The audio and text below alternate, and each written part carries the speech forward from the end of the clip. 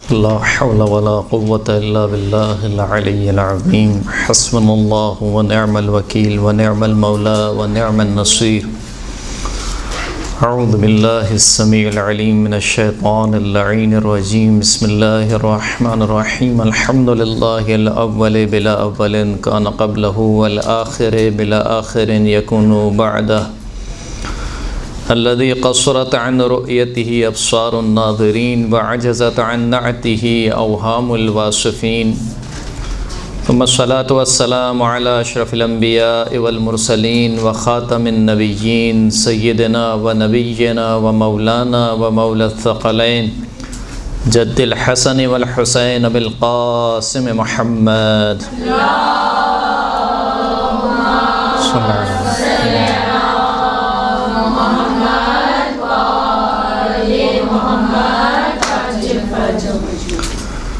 وعلى آله الطيبين الطاهرين المعصومين الذين أذهب الله عنهم الرجس وطهرهم تطهيرا.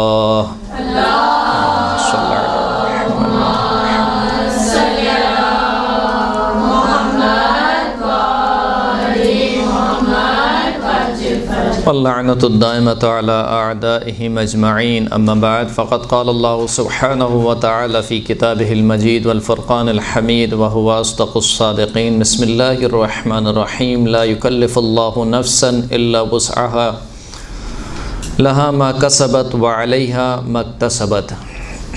قرآن مجید میں خداوند کریم ارشاد فرماتا ہے کہ لا يكلف الله نفسا إلا وسعها. خداوند کریم کسی نفس کو، کسی جان کو اتنی ہی تکلیف دیتا ہے کہ جتنی وہ برداشت کر سکتا ہے، جتنی اس میں وسعت ہے. لہا ما کسبت وعلیہا ما اکتسبت. جو نیکی نفس کماتا ہے وہ اسی کے فائدے کے لیے ہے. وعلیہا ما اکتسبت. اور جو برائی کوئی نفس کماتا ہے تو اس کا وبال اور اس کا نقصان بھی اسی نفس کے لیے ہے. یعنی خداوند کریم غنی علی الاطلاق ہے. غنی علی الاطلاق کا کیا مطلب ہے؟ یعنی خدا کو کسی چیز کی ضرورت نہیں ہے، نہ کسی کے نماز کی، نہ کسی کے روزے کی، نہ کسی کے حج کی، کسی چیز کی ضرورت نہیں ہے. اسے اپنی مخلوق کی عبادت کی ضرورت نہیں ہے. یعنی ایسا نہیں ہے کہ اگر اتنے لوگ مثال کے طور پر عبادت کریں گے تو وہ خدا بنے گا یا اس کی بڑائی ثابت ہوگی، اور اگر اتنے لوگ عبادت نہیں کریں گے تو نعوذ باللہ اس کی بڑائی میں یا اس کی کبریائی میں کچھ کمی آ جائے گی. وہ غنی علی الاطلاق ہے. نہ بندوں کے سجدوں سے اس کی کبریائی میں کچھ اضافہ ہوتا ہے، نہ کافروں کے کفر سے اس کی کبریائی میں کچھ کمی واقع ہوتی ہے. لہذا خداوند کریم نے قرآن مجید میں کئی جگہوں پر یہ ارشاد فرمایا ہے کہ جو تم نیکی انجام دیتے ہو اس کا فائدہ تمہارے لیے ہے. یعنی اگر میں نے تم پر نماز، روزہ، حج، زکوٰۃ واجب کیا ہے، شریعت کو لاگو کیا ہے، تو اس کا فائدہ میرے لیے نہیں ہے، اس کا فائدہ خود تمہارے لیے ہے. اور اسی طریقے سے جو برائی تم انجام دیتے ہو اس کا نقصان بھی تمہارے ہی لیے. ایسا نہیں ہے کہ اگر انسان معصیت کرے تو خدا کی بڑائی میں یا اس کی کبریائی میں یا خدا کی خدائی میں کچھ کمی آ جائے. گفتگو کا سلسلہ جو ہم چل رہا تھا گزشتہ درس میں وہ تھا آسان نیکیاں. اور آسان نیکیوں کے عنوان سے اس آیت کو ہم نے سرنامہ کلام کے طور پر پیش کیا تھا. اور اس وقت آپ کی خدمت میں یہ بات عرض کی تھی کہ ویسے تو پوری شریعت ہی خداوند کریم نے آسان رکھی ہے، بالخصوص جو شریعت محمد صلی اللہ علیہ وآلہ وسلم صلی اللہ علیہ وسلم.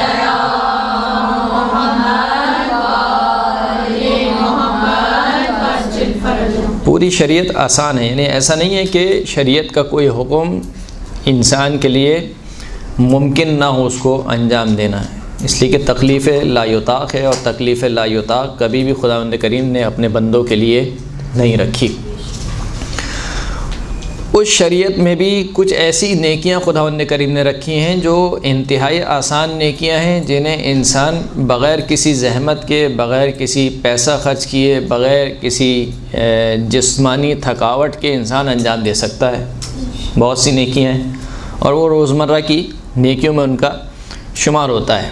البتہ یہ بات ذہنوں میں رہے کہ انسان بسا اوقات یہ سمجھتا ہے کہ یعنی نیکیوں کی طرف بھاگتا جاتا ہے کہ اتنی نیکیاں ہو گئیں، اتنی نیکیاں ہو گئیں، آج مثال کے طور پر زیارت عاشورہ پڑھ لی، آج سورہ واقعہ پڑھ لی، آج سورہ ملک پڑھ لی۔ دوسری طرف سے غافل ہو جاتا ہے کہ اگر گناہ انجام دیے تو یہ گناہ مضر ہوتے ہیں نیکی کے لیے۔ جس طریقے سے نیکی گناہ کو مٹانے کا کام کرتی ہے، اسی طریقے سے یہ گناہ نیکی کو مٹانے کا کام کرتے ہیں۔ انشاءاللہ بھی روایت آپ سنیں گے اس درس میں یا اس کے بعد والے درس میں، اس میں آپ کو اندازہ ہوگا کہ جب اصحاب نے کہا کہ یہ کام تو بہت آسان ہے، ہمارے تو اتنے سارے درخت ہو جائیں گے، تو اللہ کے رسول نے فرمایا کہ ہاں، اس شرط کے ساتھ کہ تم اپنے باغات میں اس دنیا سے آگ مت بھیجو۔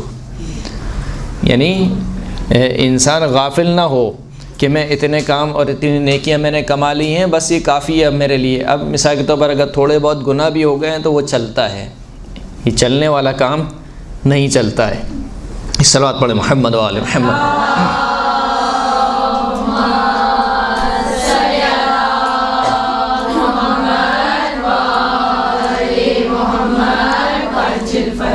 آج جس نیکی کا ہم تذکرہ کریں گے اور روایت میں بہت زیادہ اس کے اوپر تاکید کی گئی ہے، اس کا عنوان جو بانا گیا ہے احادیث کی کتابوں میں، وہ ہے ادخال السرور فی قلب المؤمن، مومن کے دل میں خوشی داخل کرنا، مومن کو خوش کرنا۔ یہ احادیث کا پورا باب ہے اور کئی روایات موجود ہیں، لیکن میں کوشش یہ کر رہا ہوں کہ ان نیکیوں کو بیان کیا جائے کہ جو ایک طریقے سے روایت کے اعتبار سے بھی مستند ہوں، ایسا نہ ہو کہ کوئی ایک دو روایت اس کے بارے میں پائی جاتی ہو۔ یعنی شیعہ سنی تمام مصادر میں اس مطلب پہ، اس باب پر کافی احادیث موجود ہیں ہمارے پاس۔ ادخال السرور فی قلب المؤمن، مومن کے دل کو خوش کرنا یا مومن کے دل میں خوشی کو داخل کرنا، جیسے کہ گزشتہ درس میں ہم نے عرض کیا تھا کہ وہ حلال طریقے سے ہونا چاہیے، حرام طریقے سے نہیں ہونا چاہیے۔ یعنی کوئی بھی ایسا حلال طریقہ کہ جس کے ذریعے سے آپ مومن کو خوش کر سکتے ہیں، کوئی بھی ایسا طریقہ، یہ ایک نیکی ہے۔ اچھا، اس میں ضروری اس کی بھی کوئی لمٹ بیان نہیں ہوئی ہے، جیسے کہ گزشتہ درس میں ہم نے عرض کیا تھا کہ صدقے کی کوئی لمٹ بیان نہیں ہوئی ہے، اس کی بھی کوئی لمٹ بیان نہیں ہوئی ہے کہ آپ یہ کام کریں تو ہی مثال کے طور پر ادخال السرور کہلائے گا۔ کسی بھی کام سے اگر آپ کا کوئی مومن خوش ہوتا ہے اور وہ کام حلال کام ہو تو یہ ادخال السرور کے زمرے میں آتا ہے۔ ثواب الاعمال میں روایت نقل کی گئی، چھٹے امام جعفر صادق علیہ الصلوۃ والسلام ارشاد فرماتے ہیں،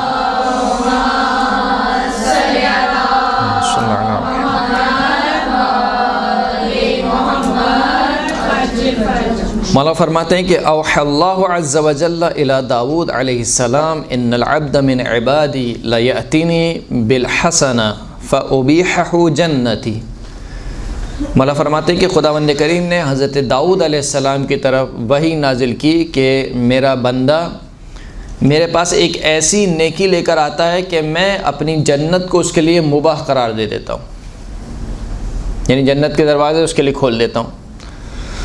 فقال داؤد علیہ السلام یا ربی وما تلک الحسنہ، حضرت داؤد نے عرض کی خدا کی بارگاہ میں کہ وہ کون سی نیکی ہے کہ جس نیکی کے سبب سے تو اپنے بندے کے لیے جنت کو مباح قرار دے دیتا ہے۔ فرمایا کہ قال یدخل علی عبد المؤمن سرورا، میرے مومن بندے کے دل میں خوشی داخل کی جائے، یعنی میرے مومن بندے کو خوش کیا جائے۔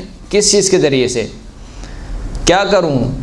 کہا کہ ولو بتمرتن، اگرچہ ایک کھجور کے ذریعے سے کیوں نہ ہو، یعنی ایک کھجور کے ذریعے سے، جیسے وہ گزشتہ درس میں ہم نے صدقے کے متعلق سنا کہ صدقہ دو اگرچہ کہ آدھی کھجور کے ذریعے سے ہی کیوں نہ ہو، اسی طریقے سے یہاں پہ یعنی کم سے کم مقدار بیان کر دیے، زیادہ سے زیادہ ہی کوئی حد نہیں ہے۔ ایک کھجور کے ذریعے سے، ایک پانی کے گلاس کے ذریعے سے، مثال کے طور پر ایک جملے کے ذریعے سے، ایک حلال لطیفے کے ذریعے سے، یعنی مزاح کے ذریعے سے اگر آپ کسی مومن کو خوش کر سکتے ہیں تو یہ ایسی نیکی ہے جو جنت کو آپ کے لیے کیا کر دے گی؟ حلال کر دے گی، مباح کر دے گی آپ کے لیے۔ جب جناب داؤد علیہ السلام نے یہ سنا تو فرمایا کہ حق لمن عرفک الا ينقطع رجاءہ منک، وہ شخص اے پروردگار جو تجھے پہچانتا ہو اس پر حق یہ بنتا ہے کہ وہ اپنی امید کو تجھ سے منقطع نہ کرے۔ یعنی کیا مطلب؟ یعنی اے پروردگار جب تو نے اتنے چھوٹے سے کام پر جنت کو رکھ دیا تو پھر بندے کو مایوس ہونا ہی نہیں چاہیے۔ یعنی بسا اوقات یہ ہوتا ہے کہ انسان گناہ کرتا ہے اور گناہ کر کر کے مایوس ہو جاتا ہے رحمت پروردگار سے۔ الیأس من رحمت اللہ، گناہ کبیرہ میں سے دوسرے نمبر کا گناہ۔ پہلا گناہ کیا ہے؟ الشرک باللہ، گناہ کبیرہ میں سے پہلا گناہ ہے الشرک باللہ۔ دوسرے نمبر کا یہ گناہ ہے الیأس من رحمت اللہ، اللہ کی رحمت سے مایوس ہو جانا، اللہ کی رحمت سے مایوس نہ ہو۔ تو جناب داؤد فرمانا چاہتے ہیں کہ اے پروردگار جب تو اس قدر رحیم و کریم ہے کہ ایک مومن کو ایک کھجور کھلانے پر اگر خوشی حاصل ہو جاتی ہے اور اس پر تو جنت کو واجب قرار دے دیتا ہے تو پھر تو مومن کو نا امید ہی نہیں ہونا چاہیے، تو اس سے نا امید نہیں ہونا چاہیے۔ قرب الاسناد میں سوال کیا گیا، ایک روایت نقل کی گئی قرب الاسناد کتاب میں، جناب رسول خدا صلی اللہ علیہ وآلہ وسلم صلی اللہ علیہ محمد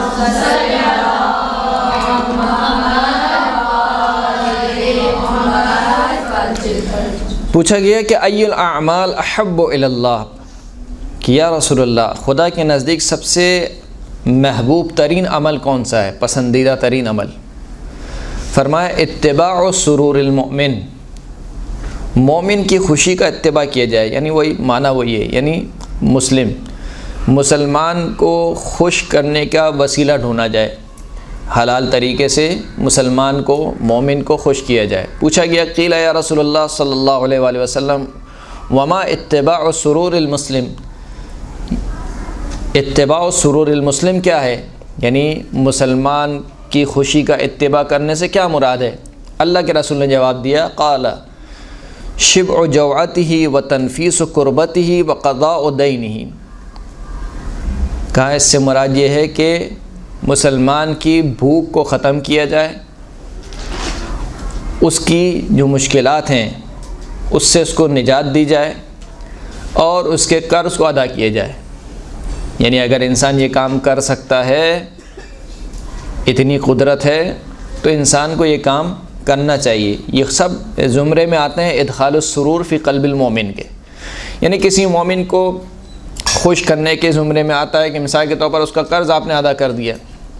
ایک مومن ہے جیسے آپ جانتے ہیں کہ اس کے اوپر قرض ہے اور یہ قرض کے تلے دبا ہوا ہے، مثال کے طور پر اگر میں بہت ہی اپنی سوسائٹی کے متعلق گفتگو کروں تو بہت سی شادیاں ایسی ہوتی ہیں کہ جس میں جو بیٹیوں کے باپ ہوتے ہیں وہ قرض دار ہو جاتے ہیں، مثال کے طور پر، یا بیٹیوں کی شادی آتی ہے اور والدین کے پاس نہیں ہوتا یا کم ہوتا ہے، تو اس میں اگر آپ نے مدد کر دی یا ان کے قرض کو ادا کر دیا، یا مثال کے طور پر کچھ فقراء ہیں جن کے پاس کھانے کو نہیں ہے، خداوند کریم کا شکر ہے کہ ہم 3 وقت کی روٹی کھاتے ہیں، بہت سے ایسے لوگ ہیں جو شاید 2 وقت کھاتے ہیں یا شاید 1 وقت کھاتے ہیں یا شاید نہیں کھاتے، یا 1 دن کھاتے ہیں 1 دن نہیں کھاتے، بہت سے ایسے لوگ ہیں، تو ان کی بھوک کو ختم کر دیا۔ بہت سے ایسے لوگ ہیں جو ہمارے ارد گرد کے لوگ ہیں مثال کے طور پر، جن کے بچوں کے پاس پہننے کو صحیح کپڑے نہیں ہیں یا پہننے کو صحیح جوتے نہیں ہیں، تو آپ نے اگر ان کو کر سکتے ہیں یہ کام، تو یہ سارے کام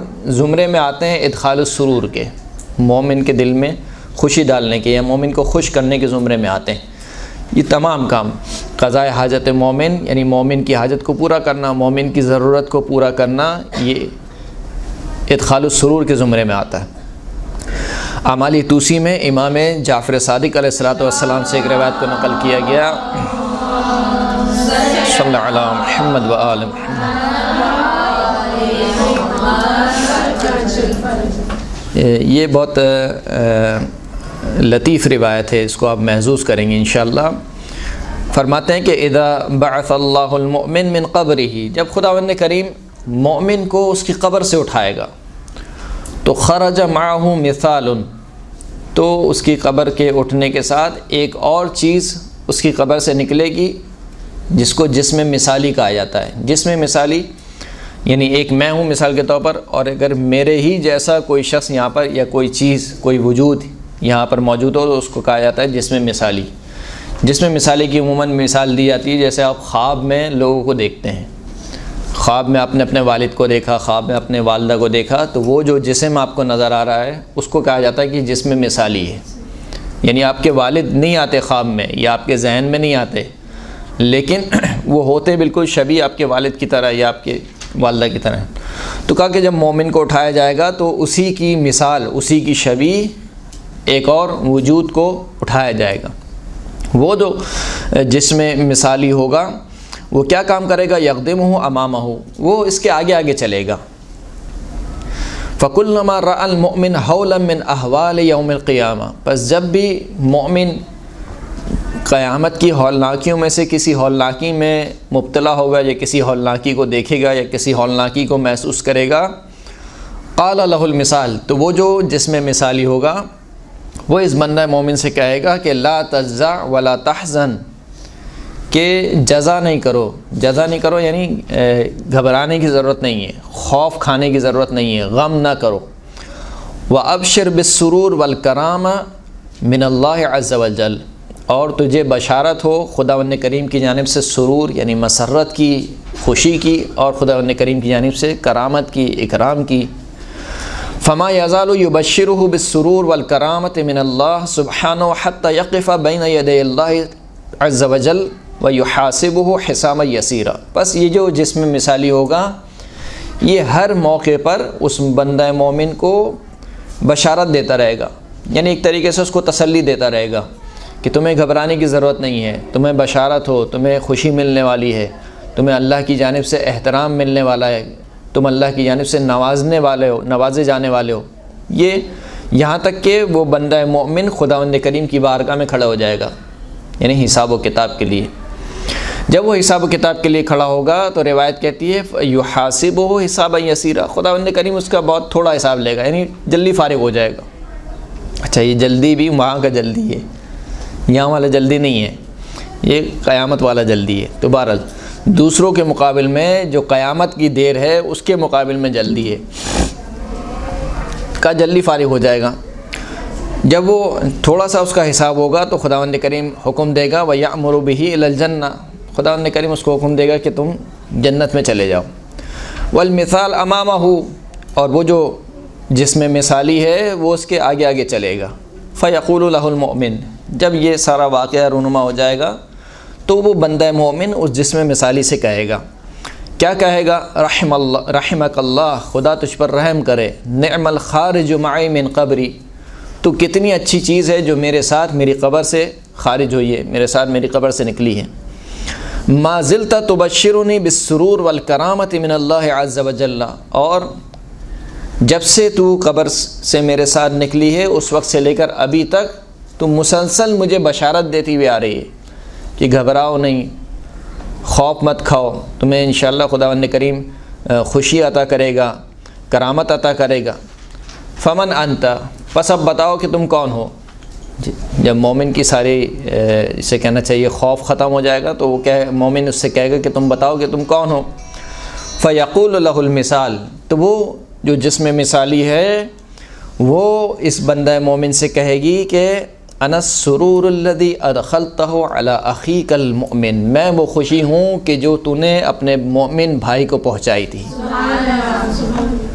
میں وہ خوشی ہوں، یعنی ایک خوشی کی بات ہو رہی ہے، میں وہ خوشی ہوں جو تو نے اپنے مومن بھائی کو پہنچائی تھی۔ خلقنی اللہ منہ لأبشرک، مجھے خداوند کریم نے اسی خوشی سے خلق کیا ہے تاکہ میں تجھے بشارت دیتی رہوں۔ اچھا، یہ اس قسم کی جو روایتیں ہیں اگرچہ کہ اس میں علی الاطلاق ہے، یعنی ایک شبہے کا ازالہ کرنا چاہتا ہوں یہاں پر کہ آپ اس روایت کو بما ہوا اس روایت کو نہ دیکھیں، اس روایت کے ساتھ اور بہت ساری چیزیں ملی ہوئی ہیں جو دوسری روایتوں میں ذکر ہوئی ہیں۔ یعنی مثال کے طور پر اس مثال میں اس روایت میں یہ کہا گیا کہ بندہ مومن اگر خوشی داخل کرے گا تو وہ ایک جسم مثالی خارج ہوگا، وہ اسے مسلسل بشارت دیتا رہے گا. تو کوئی یہ نہ سمجھے کہ بس خوشی داخل کر لی، اب اس کے بعد آپ اور کوئی کام نہیں کرنا، اس کا یہ مطلب نہیں ہے. یعنی یہ یہاں پر پوائنٹ آؤٹ کیا جا رہا ہے خاص نیکی کو، اور اس کی جزا بیان کی جا رہی ہے. نہ یہ کہ انسان یہ سمجھے کہ بس یہ کام کر لیا تو اب نہ نماز کی ضرورت ہے، نہ روزے کی ضرورت ہے، نہ فلاں یہ کام. مثلا یہ متاسفہ یہ کام بہت ہوتا ہے ہمارے یہاں، بالخصوص عزاداری کے حوالے سے. جب ہم روایتیں سنتے ہیں کہ مثال کے طور پر ایک آنسو جاری ہو گیا اور تمام کے تمام گناہ بخش دیے گئے، تو کوئی شک نہیں ہے روایت، اس روایت میں موجود ہے یہ روایت، اور صادق مصدق سے یہ روایت صادق ہے. لیکن اس کا یہ مطلب ہرگز نہیں ہے کہ انسان ان روایتوں پر اعتماد کرتے ہوئے اور یہ کہے کہ میں نے جو ہے وہ اب تمام کے تمام کام چھوڑ دیے، نہ مجھے نماز کی ضرورت ہے، نہ مجھے روزے کی ضرورت ہے، نہ مجھے کسی اور چیز کی ضرورت ہے. تو ان روایت کو پڑھتے ہوئے یا سنتے وقت اس بات کا خاص خیال رکھا جائے کہ یہ روایتیں ایک خاص نیکی کو پوائنٹ آؤٹ کرنے کے لیے آئی ہیں، ایک خاص نیکی کی اہمیت کو بیان کر رہی ہیں. اس کا یہ مطلب ہرگز نہیں ہے کہ انسان دوسرے کاموں کو چھوڑ دے. ایک صلوات پڑھے محمد و آل محمد، صلی اللہ علی محمد و آل محمد.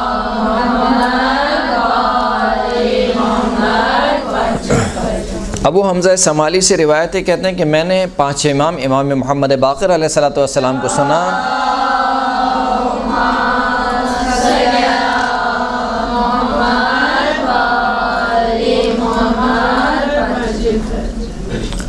کہ وہ فرما رہے تھے کہ سرکار نے ارشاد فرمایا کہ یعنی ان کے جد رسول اللہ نے ارشاد فرمایا کہ من سر مؤمنا فقد سرنی، جس نے کسی ایک مومن کو خوش کیا اس نے مجھ رسول اللہ کو خوش کیا.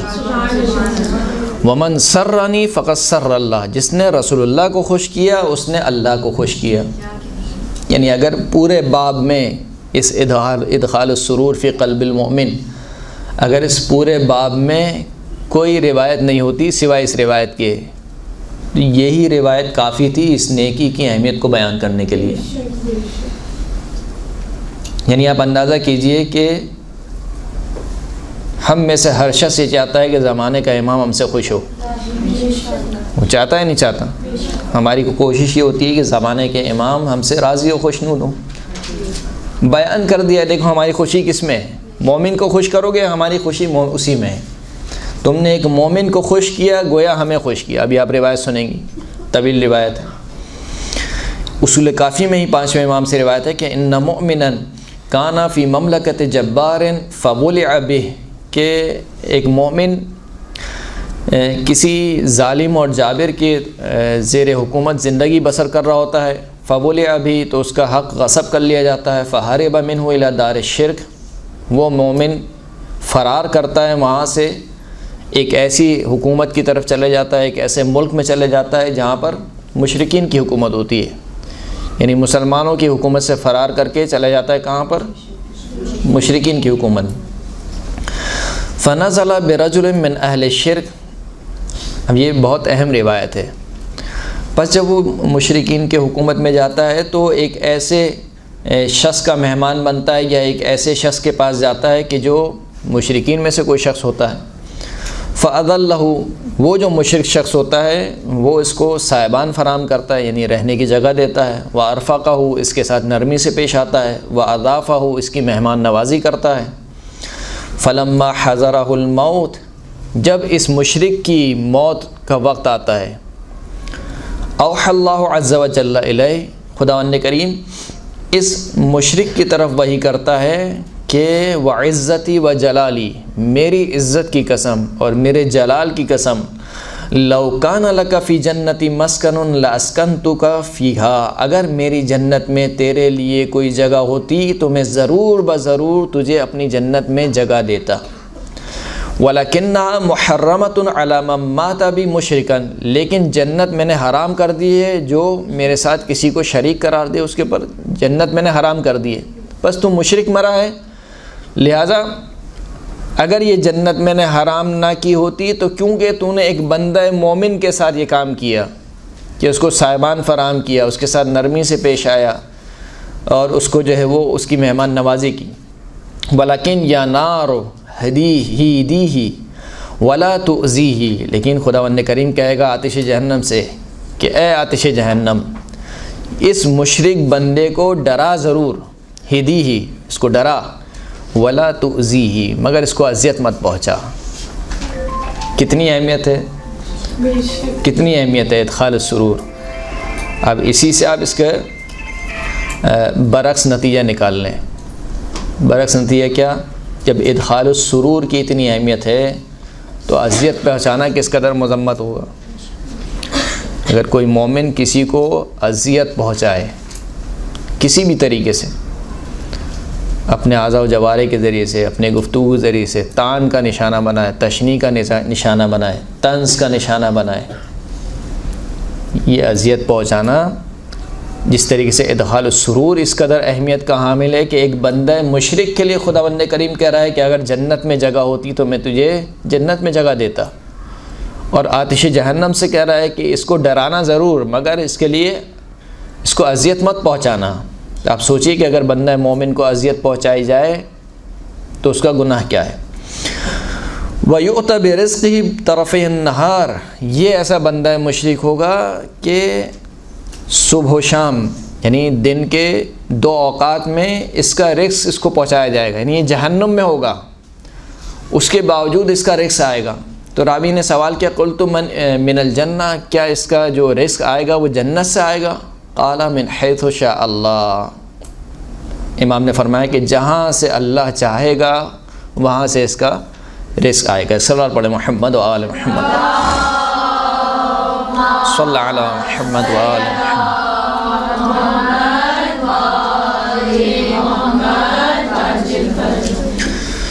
اصول کافی میں یہ روایت ہے چھٹے امام سے، فرماتے ہیں کہ لا یرى احدکم اذا ادخل علی مؤمن سرورا انہ علیہ ادخلہ فقط۔ بہت عجیب روایت ہے۔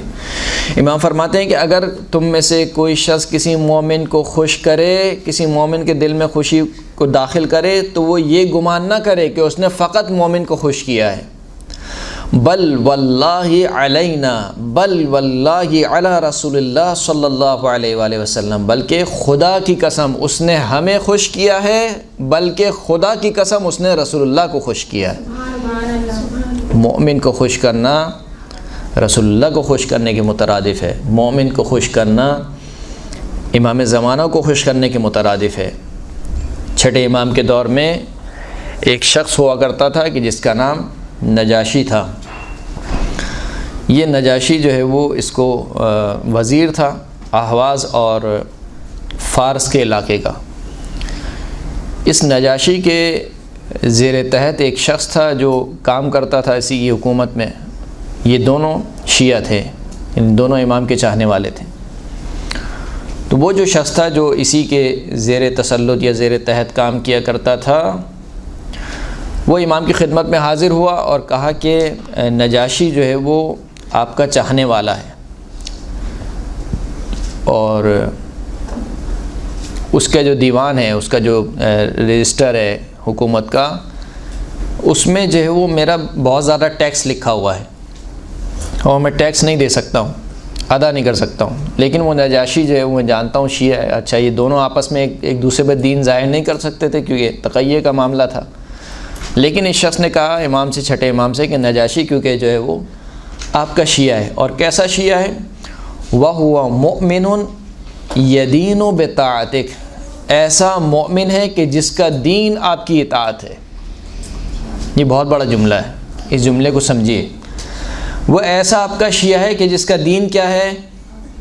آپ کی اطاعت ہے۔ یعنی وہ کہتا ہے کہ مجھے کچھ بھی ہو جائے، چھٹے امام جو کہیں گے سر آنکھوں پر، چھٹے امام جو کہیں گے، اور ایسے گزرے ہیں، ایسے گزرے ہیں۔ یہ ایک مرد کی مثال ہے، ایسی تاریخ میں ایک مثال ام خالد کی ہے۔ ام خالد چھٹے امام کی ہی صحابیاں ہیں۔ ام خالد کو کوئی مرض درپیش ہوا، ڈاکٹر نے کہا کہ اس کا علاج شراب پینا ہے، اور شراب پیو گی تو وہ مرض ٹھیک ہو جائے گا۔ اب ہم جیسے لوگ ہوتے ہیں، ہم کہتے ہیں کہ چھٹی مل گئی، صحیح نا، اب تو مجبوری ہے، کیا کریں، ڈاکٹر نے لکھ دیا شراب پینا ہے، لیکن خالد چھٹے امام کی خدمت میں حاضر ہوئی۔ چھٹے امام سے کہا کہ طبیب نے جو ہے وہ مجھے ایک مرض ہوا ہے اور طبیب نے مجھے اس کے لیے شراب لکھی ہے۔ تو امام نے کہا جب طبیب نے لکھ دی تو میرے پاس آنے کی کیا ضرورت ہے؟ تو کہا کہ طبیب میرا امام نہیں ہے، آپ میرے امام ہیں، آپ جو کہیں گے وہ میری سر آنکھوں پر۔ آپ کہیں گے کہ شراب پی لو، اگر خدا نے مجھ سے کہا کہ تم نے کیوں شراب پی تو میں کہوں گی جعفر صادق نے کہا تھا شراب پی لو۔ آپ کہیں گے کہ شراب نہیں پیو، خدا کہے گا کہ خودکشی کیوں کی جب کہا کہ تمہارا مرض اسی سے صحیح ہوگا، کہا کہ جعفر صادق نے کہا تھا کہ نہیں پیو لہٰذا میں نہیں پیوں گی۔ امام نے خوش ہو کر کہا کہ میں چاہتا ہوں کہ خالد جیسے میرے شیعہ ہوں۔ یہ جو اطاعت ہے، اگرچہ یہ بات کہیں اور نکل جائے گی، لیکن بہرحال میں اس بات کو عرض کرنا چاہتا ہوں آپ کی خدمت میں، ہم غیبت کے زمانے میں زندگی بسر کر رہے ہیں، درست ہے؟ غیبت خود ایک مشکل ہے، یعنی ہمارا امتحان اسی دور میں گزر رہا ہے۔ ہم اپنے امام سے دور ہیں، اپنے امام سے مل نہیں سکتے، اپنے امام کو دیکھ نہیں سکتے، اپنے امام سے بات نہیں کر سکتے، اگرچہ کہ ہمارے امام ہمارے امور سے واقف ہیں، ایسا نہیں ہے کہ ہمارے امور سے واقف نہیں ہے، کیونکہ جو نعمت پروردگار ہماری طرف بھیج رہا ہے وہ اپنی حجت کے ذریعے سے بھیجتا ہے، خداوند کریم کا فیض اس کی حجت کے ذریعے سے ملتا ہے۔ غیبت کے زمانے میں جو چیز سب سے ضروری ہے وہ ہے اپنے اندر روح اطاعت کو پیدا کرنا۔ روح اطاعت کسے کہتے ہیں؟ روح اطاعت کا مطلب کیا ہے؟ یہی خالد والی بات کہ آپ نے جو کہہ دیا اس کے آگے چو چرا نہیں ہے، جو آپ کا حکم ہے بس میں اس کے آگے سر تسلیم خم ہوں۔ یہ روح اطاعت امام چاہتے ہیں، یعنی جب ظہور ہوگا، ظہور کے وقت جو 313 افراد ہوں گے، جو پہلی کیٹیگری ہوگی سب سے، وہ ان میں یہی روح اطاعت ہوگی، یعنی آمنا و سلمنا، جو آپ کا حکم۔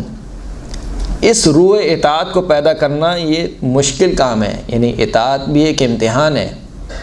سننے میں بہت آسان لگتا ہے، بیان کرنے میں بہت آسان ہے، لیکن جب انسان اس مرحلے پر آتا ہے تو بڑا مشکل ہو جاتا ہے۔ یعنی آج آ کر مثال کے طور پر امام کہیں کہ بھائی جو تم لوگ ساری نمازیں پڑھتے ہو یہ ساری نمازیں غلط ہیں، مثال دے رہا ہوں، ساری نمازیں غلط ہیں مثال کے طور پر، اور دوسرے افراد جس طریقے سے نماز پڑھتے ہیں وہ نماز صحیح ہے، تو تشیع میں سے اکثر کا ریئیکشن کیا ہوگا؟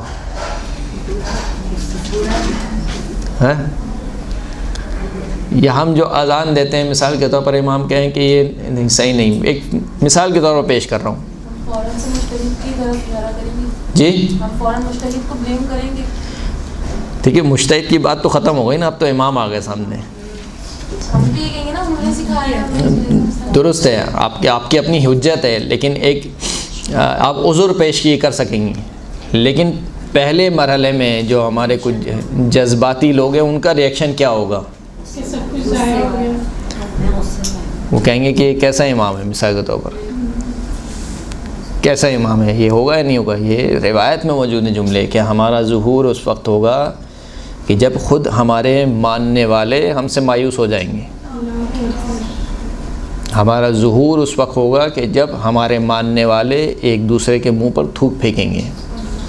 تھوک پھینکنے سے مراد کیا ہے؟ یعنی وہی یہ کنایا ہے، یعنی ایک دوسرے کو طنز اور تشنیع کا نعرہ بنائیں گے، وہ کہیں گے کہ تم ولایت سے خارج ہو، وہ کہیں گے تم ولایت سے خارج ہو، وہ کہیں گے کہ ہم ولایتی ہیں، وہ کہیں گے ہم ولایتی ہیں، درست ہے؟ یہاں تک کہ جب امام کا ظہور ہوگا تو لوگ کہیں گے کہ یہ تو کوئی نیا دین لے کر آیا ہے، یعنی روایت موجود ہے، لوگ یہ کہیں گے کہ کوئی نیا دین لے کر آیا ہے۔ کیوں نیا دین لے کر آیا؟ اس لیے کہ جتنی بدعتیں ایجاد ہو چکی ہوں گی اس 1400 سال یا جب سے رسول خدا گئے ہیں اس وقت سے ظہور تک، امام ان ساری بدعتوں کو کینسل کریں گے کہ یہ کام اسلام میں نہیں ہے، یہ کام اسلام میں نہیں ہے، یہ کام اسلام میں نہیں ہے، تو لوگ کہیں گے کہ یہ کوئی نیا دین لایا ہے، آج تک ہم نے ایسا دین نہ کسی سے سنا نہ دیکھا۔ تو یہ جو روح اطاعت ہے، اس وقت میرا ریئیکشن کیا ہوگا؟ جب اگر امام مجھ سے کہیں گے کہ اب تک جو تمہارا عقیدہ تھا یہ عقیدہ غلط تھا، مثال کے طور پر میں ایک مثال کہہ رہا ہوں، اور امام کہیں گے کہ یہ عقیدہ ہے، یا کسی عمل کے بارے میں کہیں کہ تمہارا یہ عمل صحیح نہیں تھا، یہ اگرچہ تمہارے آباء و اجداد کرتے ہوئے آ رہے تھے لیکن یہ عمل صحیح نہیں ہے، تو میرا ریئیکشن کیا ہونا چاہیے کہ کیونکہ زمانے کے امام نے کہا ہے کل تک یہ کرتا تھا آج سے یہ ہوگا. یہ روح اطاعت ہے. اس روح اطاعت کو پیدا کرنے کی ضرورت ہے. اور وہ کیسے ہوگی؟ وہ اسی وقت ہوگی کہ جب ہم زندگی کے ہر مرحلے پر ہمارا مطمع نگاہ یہ ہو کہ اللہ کی رضا کیا ہے، اہل بیت اطہار کی رضا کیا ہے. جب تک یہ چیز پیدا نہیں ہوگی اس وقت تک روح اطاعت پیدا نہیں ہو سکتی. بہرحال تو اس نے کہا کہ نجاشی ایک ایسا مومن ہے یدین بطاعتک، جو اس کا دین کیا ہے؟ آپ کی اطاعت ہے، یعنی جو آپ کہیں گے وہ اس کا دین ہے. فَإِن رَأَيْتَ أَن تَكْتُبَ لِي إِلَيْهِ كِتَابًا، پس اگر آپ مناسب سمجھتے ہوں تو میرے لیے کچھ لکھ دیجئے، یعنی کوئی خط لکھ دیجئے تو میں وہ آپ کا خط لے جا کے اس کو دے دوں گا، تو کچھ کمی واقع ہو جائے گی جو مجھ پر ٹیکس وغیرہ اس نے لگایا ہوا ہے. اب دیکھیے کہ امام نے خط میں لکھا کیا ہے اور نجاشی نے سمجھا کیا ہے. درست ہے؟ امام نے لکھا خط میں بسم اللہ الرحمن الرحیم سر اخاک یسرک اللہ، اتنا سے جملہ ہے. کیا لکھا ہے امام نے؟ اپنے مومن بھائی کو خوش کر، اللہ تجھ سے خوش ہو جائے گا. اس کے علاوہ اور کوئی لمبی چوڑی بات نہیں لکھی امام نے کہ مثال کے طور پر تو ہمارا چاہنے والا ہے، تو بندہ مومن ہے، میں تیری شفاعت کروں گا، میں فلاں کروں گا، اس بندہ مومن کی مشکل کو حل کر دے، یہ غریب ہے اور فلاں. نہیں، کچھ نہیں لکھا امام نے. چھوٹا سا جملہ. کیا چھوٹا سا جملہ ہے؟ سر اخاک یسرک اللہ، اپنے مومن بھائی کو خوش کر، اللہ تجھ سے خوش ہو جائے گا، یا اللہ تجھے خوش کرے گا. اب یہ چھوٹا سا جملہ لے کر وہ چلا گیا. جب یہ گیا نجاشی کے پاس تو وہ کہا کہ میں داخل ہوا تو وہاں پر محفل سجی ہوئی تھی، یعنی کافی لوگ افراد موجود تھے. جب وہ سب اٹھ کے چلے گئے تو جب میں اور وہ دونوں اکیلے رہ گئے تو میں نے امام کا خط نجاشی کو دیا اور کہا کہ ھذا کتاب ابی عبداللہ علیہ السلام، کہ یہ چھٹے امام کا خط ہے. نجاشی نے کیا کیا؟ فقبلہ، جیسے ہی سنا چھٹے امام کا خط ہے، خط کو بوسہ دیا. ووضعہ علی عینیہ، خط کو اپنی دونوں آنکھوں سے لگایا. چھٹے امام کا خط ہے. وقال لہ ما حاجتک، یعنی جب خط کو پڑھا، خط کو پڑھنے کے بعد خط کو اپنی آنکھوں سے لگایا. کہا کہ تمہاری حاجت کیا ہے، یعنی کس کام کے لیے آئے ہو میرے پاس. کہا کہ آپ کے جو رجسٹر ہے اس میں ٹیکس لکھا ہوا ہے، وہ میں ٹیکس ادا نہیں کر سکتا ہوں. تو پوچھا کہ کتنا ہے ٹیکس؟ تو اس نے کہا کہ 10,000 درہم ہے. جیسے سنا 10,000 درہم ہے تو اس نے اپنے کاتب کو بلایا اور کہا کہ یہ جو ٹیکس اس کا لکھا ہوا ہے یہ میرے مال سے ادا کر دو. پریشانی حل ہو گئی نہیں ہو گئی؟ اس کی پریشانی کیا تھی کہ ٹیکس ہے گا، وہ ٹیکس ادا نہیں کر سکتا ہے. کہا کہ یہ ٹیکس میرے مال سے ادا کر دو، ختم ہو گئی بات. امام کی حدیث پر عمل ہو گیا نہیں ہو گیا؟ امام نے کہا تھا کہ سر اخاک یسرک اللہ، اپنے بھائی کو خوش کر، اللہ تجھے خوش کرے گا. لیکن اس نے کیا کیا؟ ثم وامر، اس کے بعد اس نے کیا کیا؟ فقال، خوب ایک صلوات پڑھے محمد وعلی محمد صلی اللہ علیہ محمد.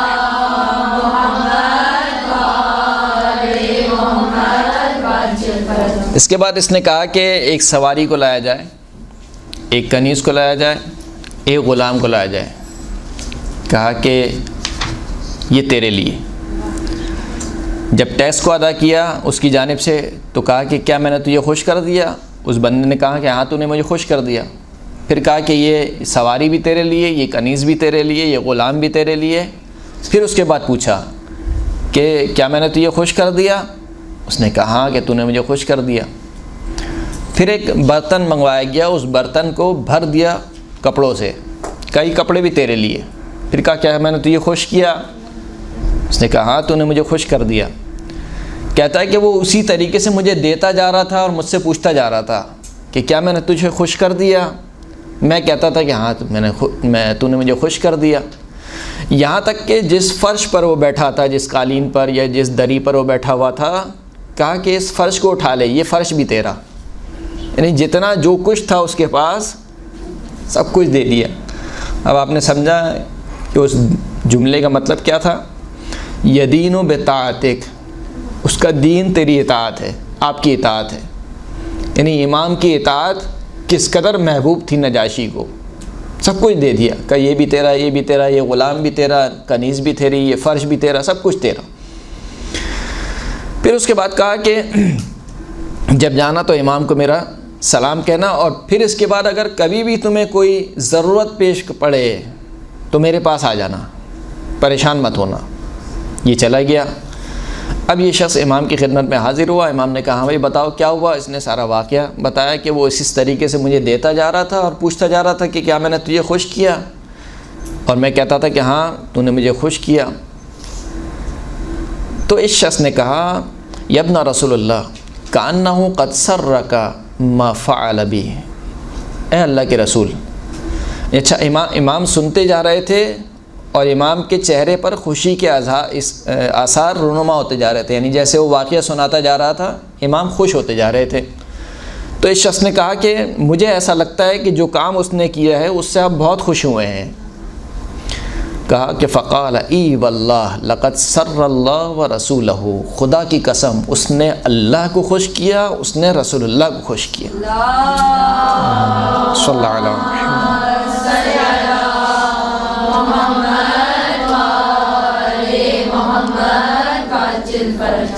تو یہ بظاہر ایک چھوٹا سا کام ہے، لیکن کتنا اہمیت والا کام ہے کسی مومن کو خوش کر دینا۔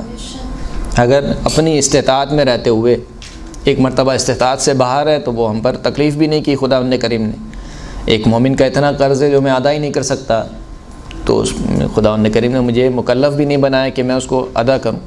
لیکن اگر کوئی ایسی حاجت ہے جس کو میں ادا کر سکتا ہوں، یا کسی بھی حلال طریقے سے میں مومن کو خوش کر سکتا ہوں تو کیوں نہ کروں۔ یہاں تک کہ کہا کہ جب مومن کو دیکھو تو مومن کو دیکھ کے مسکرا دو۔ کہا یہ مسکرا دینا بھی کیا ہے، نیکی میں کاؤنٹ کروں گا، شمار کروں گا۔ والدین کو دیکھو مسکرا دو، عالم دین کو دیکھو مسکرا دو، اپنے معلم کو، اپنے استاد کو۔ کہا یہ عبادت ہے، عبادت شمار کیا گیا ہے۔ خانہ کعبہ کی طرف دیکھنا کیا ہے؟ عبادت ہے۔ النظر الی وجہ علی عبادہ، علی کے چہرے کی طرف دیکھنا کیا ہے؟ عبادت ہے۔ نہ صرف چہرے کو دیکھنا عبادت ہے، ذکر علی عبادہ، علی کا ذکر کیا ہے؟ عبادت ہے۔ تو اتنا آسان کر دیا ہے مرحلہ، یعنی دین کو اتنا آسان کر دیا ہے کہ بندہ یہ نہ سمجھے کہ دین پر عمل کرنا بہت مشکل کام ہے یا جنت میں جانا بہت مشکل کام ہے۔ اسی طریقے کا ایک واقعہ جو آپ سنتے ہوں گے 7ویں امام موسیٰ کاظم علیہ السلام سے۔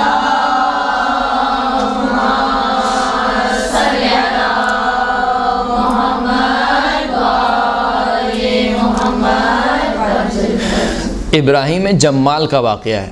ابراہیم جمال اور علی بن یقطین یہ دونوں امام کے شاگرد ہیں۔ علی بن یقطین تو بہت مشہور و معروف ہیں، آپ کس سے یعنی سنتے ہی رہتے ہیں جب بھی امام کی مناسبت سے کوئی مجلس ہوتی ہے۔ ابراہیم جمال کسے بولتے ہیں؟ یعنی جو اونٹ کو کرائے پہ دیتا تھا، جیسے صفوان جمال ہے، اسی طریقے سے ابراہیم جمال، یعنی اس کا کام یہ تھا کہ وہ اونٹ کو رینٹ کار کا کام کرتے تھے، تو رینٹ کیمل کا کام تو اس وجہ سے ان کو جمال کہتے تھے۔ ابراہیم جمال ایک مرتبہ کوفے کا کیونکہ حاکم تھا، گیا علی بن یقطین کے پاس اور کہا کہ یعنی کیونکہ وزیر تھے تو جو دربان بان تھا اس سے کہا کہ جاؤ مجھے علی بن یقطین سے کہو کہ مجھے اس سے کام ہے، مجھے ملنا ہے۔ علی بن یقطین نے ملنے سے منع کر دیا کہ نہیں مل سکتا ابھی، چلے جاؤ۔ اسی سال علی بن یقطین حج کے لیے آیا۔ دوران طواف امام موسیٰ کاظم سے ملنا چاہا، امام نے منہ پھیر لیا، نہیں ملے۔ پھر امام سے اجازت طلب کی کہ امام اجازت ہو تو میں آ جاؤں آپ کی خدمت میں۔ امام نے منع کر دیا، کہا نہیں۔ مدینے پہنچ گئے کہ آپ کو معلوم ہے کہ جب حج کرتے ہیں تو پھر مکے سے جاتے ہیں مدینے، رسول اللہ کی زیارت کرتے ہیں۔ مدینے پہنچ گئے۔ مدینے پہنچ کر امام سے ایک مرتبہ پھر دوبارہ درخواست کی کہ میں آپ سے ملنا چاہتا ہوں۔ امام نے بلایا اور یہ بات بہت گراں گزری علی بن یقطین پر۔ علی بن یقطین امام کے بہت چاہنے والے تھے کہ مجھے امام نے منع کر دیا ملنے سے۔ کہا کہ یا امام آپ نے ملنے سے منع کر دیا مجھے کہ ہاں تو نے ہمارے چاہنے والے کو ملنے سے منع کر دیا تھا، ابراہیم جمال سے ملنے سے منع کر دیا تھا، لہٰذا جو ہے وہ ہم نے بھی تجھے منع کر دیا. یعنی جو بات میں سمجھانا چاہ رہا ہوں کہ مومن کو خوش کرنا اہل بیت کو خوش کرنے کے مترادف ہے، مومن کو اذیت پہنچانا اہل بیت کو اذیت پہنچانے کے مترادف ہے، یا مومن کی حاجت روائی نہ کرنا. کہا کہ کیونکہ تو نے ہمارے ایک چاہنے والے کو ملنے سے منع کر دیا تھا، لہٰذا ہم نے بھی تجھے ملنے سے منع کر دیا. بہت پشیمان ہوا، کہا کہ میں استغفار کرتا ہوں، توبہ کرتا ہوں. کہا نہیں، توبہ سے کام نہیں چلے گا، توبہ سے کام نہیں چلے گا جب تک ابراہیم جمال تجھے معاف نہ کرے، اس وقت تک نہیں ہو سکتا کام. کہا کہ مولا میں مدینے میں ہوں، ابراہیم کوفہ میں ہے، ابھی تو یہ کام نہیں ہو سکتا ہے، ممکن نہیں ہے. کہا کیوں نہیں ہو سکتا؟ اگر حکم دو تو کرو گے؟ کہا کیوں نہیں. کہا جاؤ بقی میں، رات کے وقت بقی میں اکیلے جانا اور کچھ دعا وغیرہ یا جو بھی کوئی ذکر بتایا، اپنے گھوڑے پر بیٹھنا ہے، ذکر پڑھنا، انشاءاللہ آنکھ کھولو گے تم کوفہ میں ہوگے. ابراہیم کیا بولتے ہیں، علی بن یقطین جو ہے وہ گیا رات کے وقت بقی میں اور وہی کام انجام دیا. یہاں تک کہ جب علی بن یقطین نے آنکھیں کھولیں تو وہ ابراہیم جمال کے گھر کے دروازے پہ تھے. رات کے وقت دق الباب کیا، دروازہ کھٹکھٹایا. کہا کہ کون ہے؟ کہا کہ میں علی بن یقطین ہوں. کہا علی بن یقطین کو مجھ سے کیا سروکار، وہ تو وزیر ہے، میں فقیر آدمی، یعنی جمال کا کام کرتا ہوں، اونٹ کو کرایہ پہ دینے کا کام کرتا ہوں، وہ کہاں اور میں کہاں. کہا نہیں، میں علی بن یقطین ہوں، اگر مہربانی کرو میرے لیے دروازہ کھولو. بہرحال اس نے دروازہ کھولا. کہا کہ میں امام کی خدمت میں حاضر ہوا تھا اور امام نے مجھ سے ملنے سے انکار کر دیا، اس وجہ سے کہ کیونکہ میں نے تمہیں ملنے سے انکار کر دیا تھا، تو بس تم مجھے بخش دو، یعنی مجھ سے راضی ہو جاؤ تاکہ میرا امام مجھ سے راضی ہو جائے. تو ابراہیم جمال نے کہا کہ ہاں صحیح ہے، مسئلہ نہیں ہے، میں تمہیں معاف کرتا ہوں، جو ہمارے درمیان ہوا وہ ختم ہوا. کہا نہیں، ایسے نہیں، میں اپنا رخسار زمین پہ رکھوں گا، تم اپنا پیر میرے رخسار پہ رکھنا. کہا نہیں، یہ کام کیوں کروا رہے ہو مجھ سے، یعنی میں نے معاف کر دیا تمہیں، ختم ہو گئی بات. کہا نہیں، ایسے نہیں، میں اپنا رخسار زمین پہ رکھوں گا، تم اپنا پیر میرے رخسار پہ کرنا. بسا اوقات انسان کو یہ کام کرنے پڑتے ہیں. کیوں کرنے پڑتے ہیں؟ کیونکہ بسا اوقات جاو حشم، پیسہ انسان میں کہیں نہ کہیں سے تکبر لے آتا ہے. اسی لیے کہا کہ ہر جس سے بھی ملاقات ہو اس کو سلام کرو، چاہے فقیر ہو چاہے امیر ہو، اس کو ایک جیسا سلام کرو. یہ کام کیوں کہے؟ تاکہ انسان سے تکبر ختم ہو.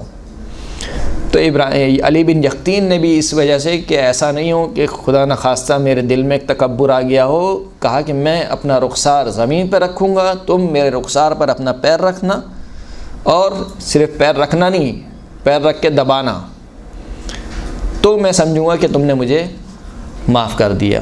اسی طریقے سے یہ کام انجام ہوا اور ابراہیم جمال نے وہ کام انجام دیا، دونوں کے درمیان معافی تلافی ہو گئی اور امام بھی علی بن یقطین سے راضی ہو گئے. صلوات پڑھے محمد و آل محمد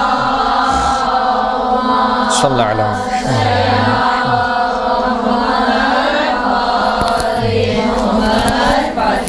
وآخر الدعوانا الحمد للہ رب العالمین.